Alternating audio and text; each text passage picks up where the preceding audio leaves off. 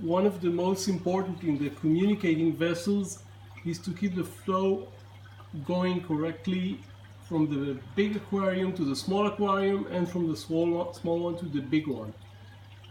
When everything works right, there is about half an inch to an inch water level difference between the two.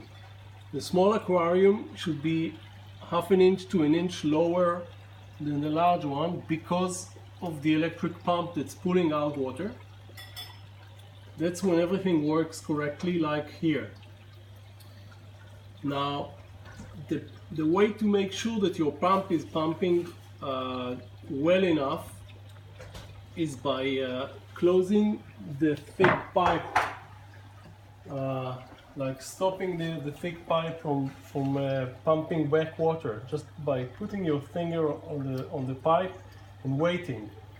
Now, if your electric pump is working well, then you should see the water level going down pretty rapidly. You can actually see it in the video that the water level keeps dropping. I'm not moving my finger and the water level drops. This is when everything is okay. When your pump, the electric one, is working well. Now I'm taking my fingers off and the water level should start rising back. The reason the water level difference is not your only indicator for everything is because sometimes the thicker pipe that drains water back into the small aquarium will get clogged with algae or stuff here. You need to see that the opening here is clean. If it's not clean, you need to shake it and move it so it remains clean. And that way the thick pipe is at full draining capacity, pulling water back in. So when this is the situation like now, the entire difference in the water levels, the 1 inch that you see here, is all thanks to the power of the Hylea pump. Sometimes this water difference will be much lower because your electric pump is not doing the pumping, either air is in the pump, or the small pipe is clogged, or the entry of the small pipe is clogged. Anything could make the pump work slower, and you can check that. You can check that also on the head. You can feel the water pushing out of the Hylea head. You need to put your hand inside the bigger aquarium and check.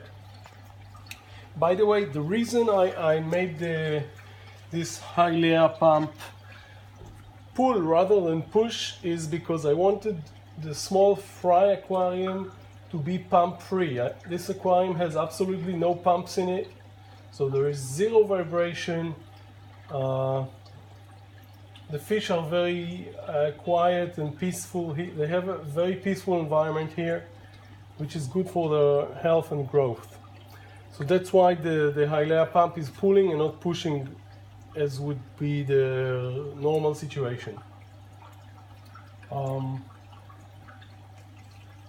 that's it. The water level is usually monitored with this small indicator here. You can see the water is a bit below, and this is because earlier in the previous video I drained some water from the main aquarium, so the level on both aquariums is below the usual level.